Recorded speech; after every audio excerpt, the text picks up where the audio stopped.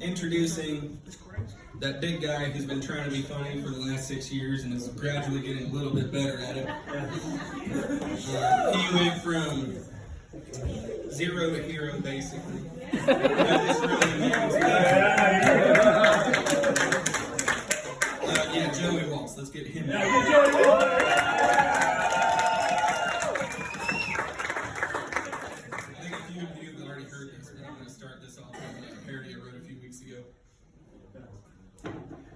Twas like a month before Christmas, and all over town, everybody was shopping. 'Twas about to go down. Now, as you might have guessed, it was the Friday of Black. Shoppers pillaged and plundered and pressed their attacks. While any sane man would be safe in his bed, thoughts of a good deal danced through my head. And so while I'm not proud to confess what I did, I tore through the crowds to find a toy for my kid. When on aisle 6 there arose such a clatter, I sprang through the course to see what was the matter. Down aisle 9 I flew like a flash, knocking down displays in my mad dash. The fluorescent light bulbs that flickered above gave clarity to a scene that remains quite unknown. 'Twas an old crone with a deadly black look, eyes like a shrew and nose like a hook. In her hands she grasped a colorful crock pot, rested away from a young man quite distraught. His eyes swam with water and his cheeks were quite ruddy. Most startling though, his nose ran bloody. She hit me, he shouts, his voice filled with ire. That crock pot was the one thing that my love desired. I had that pot first and I was attacked by this crone. If I can't get it for her, this Christmas is blown. Oh, quit your whining, the old woman bellowed. You weak little man with a spine made of jello. I realized I let some insulting imagery show. Let me clarify, these people aren't people that I know. So before you take offense and put up a fight, these are all just characters in my head, all right? Enough, you two, I frustratedly shout. Or have you forgotten what Christmas is about? It's not about finding the perfect gift or toy. It's about celebrating the birth of a kind little boy. The one who grew up to save us from our sins. The one we must learn to let reside within. Nothing else matters. Not this crock pot, not this gift. I slowly stopped talking as I saw their mood shift. I'm sorry, young man, cried the old crone. As am I, he replied. No kindness have I shown. And as the two talked, and a new friendship was found, I snuck the crock pot. Don't look at me like that. I had done the right thing. No good could come of it had the crock pot remained. I stopped a big fight before the authorities could be summoned. And frankly, my wife loves cookware from Redrummond.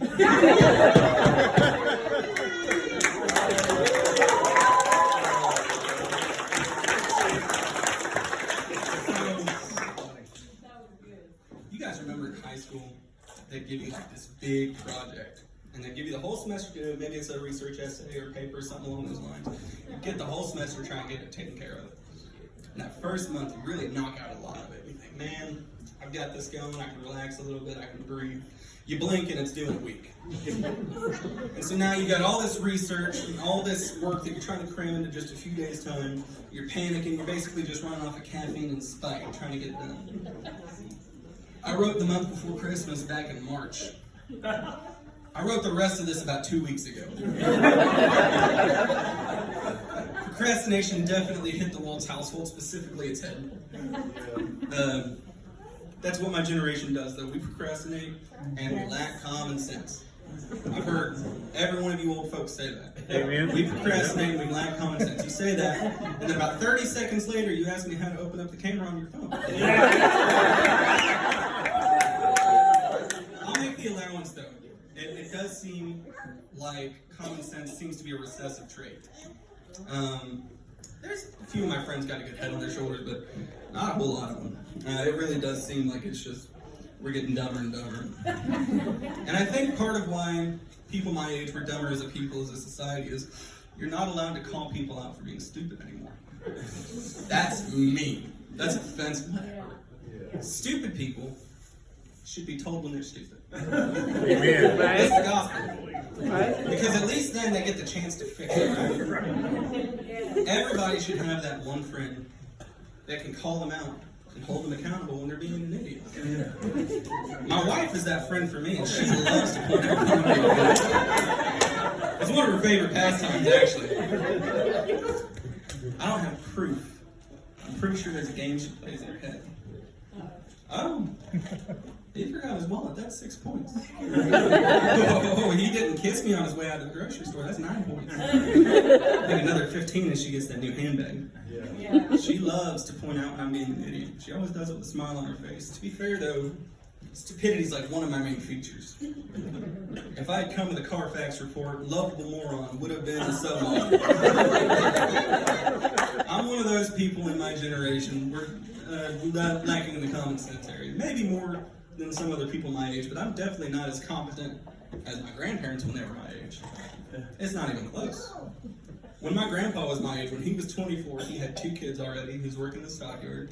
He was also a rodeo cowboy, which I just like to say because that's super cool.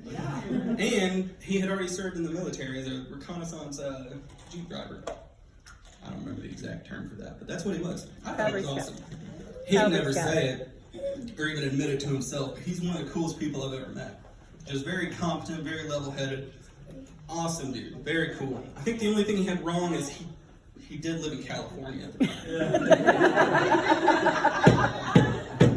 On the flip side of that coin, I got in my truck this morning and my windshield was fogged over, and it took me a second to remember if I needed hot or cold air to get rid of it. Me and Gump have that one thing in common. I'm not a smart man. I think one thing my generation did, I think we managed to nail this one on the head, is online dating. I think that's really cool. I know that's kind of a hot button topic. That's kind of a weird. I'm not talking about having an internet girlfriend. That's weird. No. I'm talking about using the internet, maybe Facebook or just something like that, and getting to meet people that you otherwise wouldn't get to meet, and seeing if you're compatible. My wife and I met through Facebook. She popped up in my suggested list because we had mutual friends, and I saw her picture, and I was like, oh my goodness, she is gorgeous. And so, because I'm super shallow, I sent her a friend's request. Of course, it being through onto her side, and she saw my profile picture, and she said, it looks like that, he's got to be funny. We started talking after that, and it worked out really well for me. Let's be clear, though. I mean, if I hadn't met Mariah through Facebook, I would have died alone. Because here's the thing. I could have dated inside the church, or I could have met someone at youth camp. And you can't date someone in your own church. You call them sister at least twice a week. Gross. And I'll tell you right now, those girls at youth camp, they would have swiped left. They all remember the socially crippled chunky boy who was always wearing the basketball shoes when he quite obviously didn't play basketball. There's a reason for that. As a teenager, I was big, awkward, always had just huge feet. It was super inconvenient sometimes, but the one place that I could always find shoes my size, and it was also pretty affordable, was Ross. And it was always basketball shoes. What part of this physique just screams athletically competent? If you're meeting me for the first time, the first thing going through your head is, man, I bet he's fast down the court. You're not thinking to yourself, oh, I wonder what his vertical jump is. You take one look at me, and you go, oh yeah, he likes pasta. People walk up to me and just assume I know where the good spots to eat are.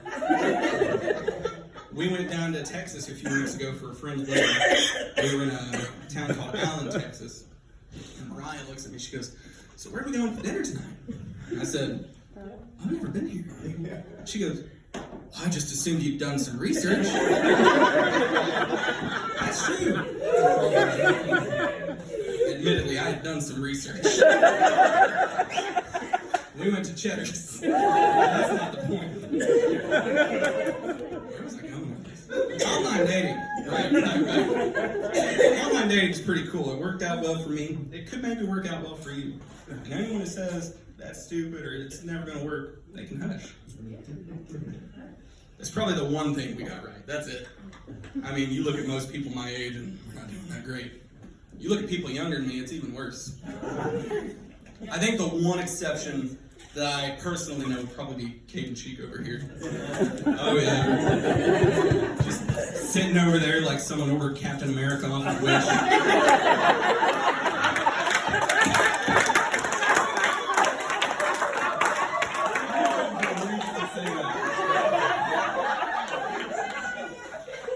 Honestly, I mean, he's 20 years old, and he's doing better than a lot of people I know in their 30s. I don't know if that speaks more about him or them, so I'm going to leave that alone. But honestly, Caden, that was too good to pass up. But I just want you to say we're all very impressed with the man that you're becoming. We think it's amazing. And personally, I just hope that you have an amazing career, find an amazing girl, fall in love, have some kids, maybe get a little fat. That'd be great. I know that's the dangers of constant comparison that pastors always preaching about, but come on, man. Because I've done the math. In the last 10 years that I've lived here, I've heard probably 1,000 times how much Caden looks just like his daddy. And that's great. That really is great. Your dad's 47. He's already old.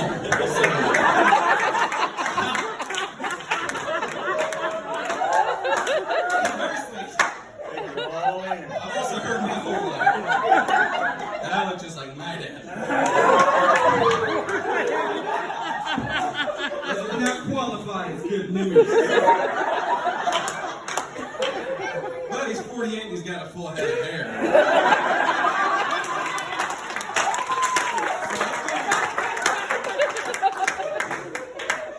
I think if you fall in love, have some kids, 20 years we're both going to look just like this. But I'm going to still have this. You're playing the long game, baby.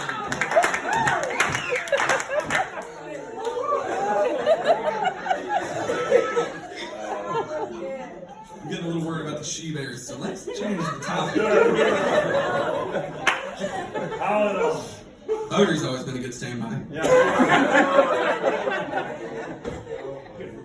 I'm not going to make fun of my little brother this year. I'm not going to make fun of my little brother this year. Because it took us a long time. It took us a long time to get there, but my little brother, my best friend. And I mean that. So I'm not going to make fun of my little brother this year. My best friend, though?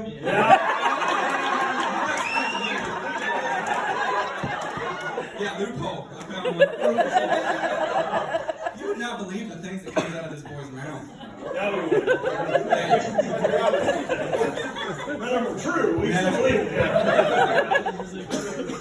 He's got a bit of an odd name. He does. And he's been teased for it his whole life. And I was one of them who did. And I'm sorry. I quit, though, when he was about 15, and I'd said something, and he looked at me and he said, "It's French for handsome man." Yeah. He looked at me wearing his camo pants in July, his Avengers t-shirt tucked in, suspenders on, hair in a comb over, and he said, "It's French for handsome man." He stood there looking like one of the Clampets.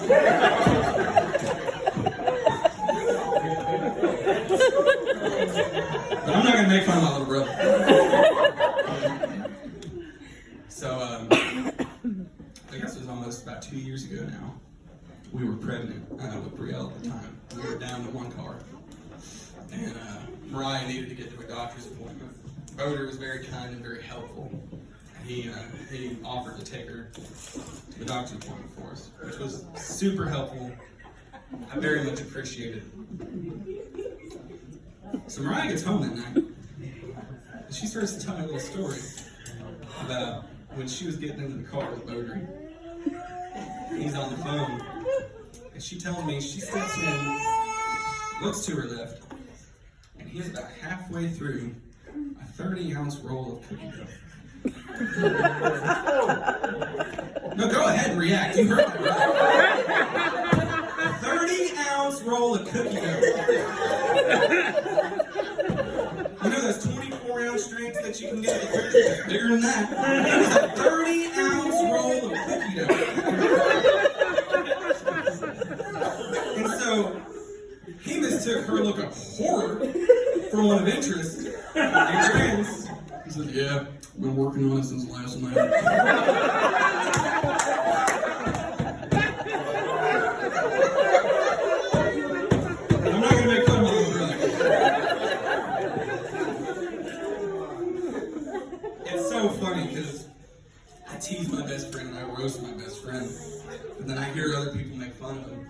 I got a little heated about it. It works me up just a little bit. I hear someone say something, hey, that's my best friend. And I get it, logically. I know when you're a comedian, you go over to whoever gives you the most material. Yeah. And Boder's basically just handing it out and gift bags. A little bow on top. A little biggin. But I still get a little heated. And I think what it is I realize that they have not earned it. I've earned this. I served my time. I lived with this man for 21 years. I heard every lame joke, every ridiculous would you rather question. Hey Joe, would you rather have $1 million tax-free or be mauled by a bear? That's a real question he asked me. Granted, he was like 9, but still. I lived through it. Every lame joke, like I said. He called us earlier today. He said, I got no miracle today. I said, what's that? He said, Well, I farted on my wallet, now I got gas money. I lived with that for 21 years. I walked into the bathroom after him on chili night. That boy had me quoting John 11:39. Lord, by this time he's thinking. For it has been 4 days.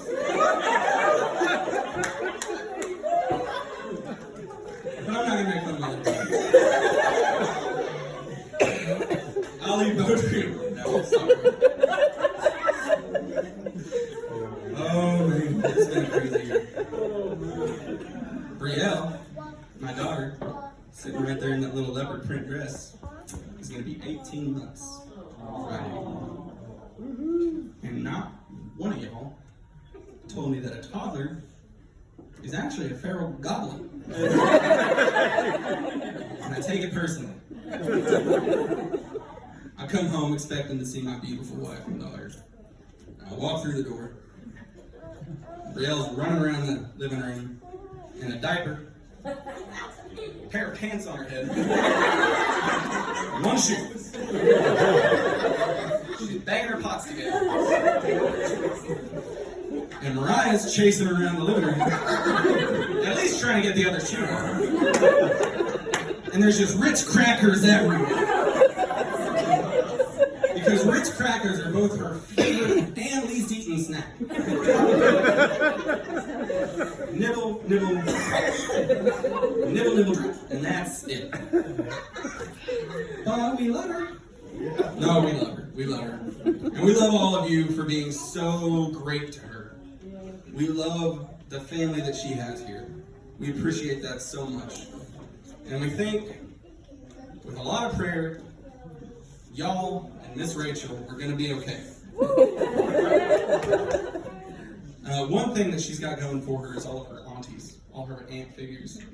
Obviously, there's my sister Casey, and then there's Mariah's sister Olivia as the biological aunts. But she's got a lot of women in this room right now who just show her so much love and are such great role models for her. And we appreciate that so much. And so this last part, and you don't have to hear from me for another year, is just in honor of all of her little aunts. If I could get Casey, if I could get Sister Miller, if I could get Felicity, if I could get Sister Copeland, and if I could get Sister Annie to just come up here real quick. And then I'll shut my mouth for a little while.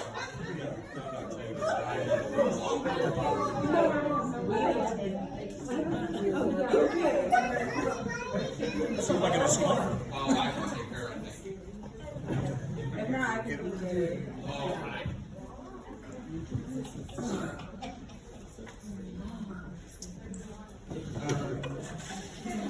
So just kind of going to go Casey, Sister Mary, stand right Casey. Felicity, you right next to her. Sister Copeland, if I can just get you on the other side of Felicity. And Sister Annie there at the end. And all you gotta do is when I get to your number, you just gotta march in place. That's all you gotta do.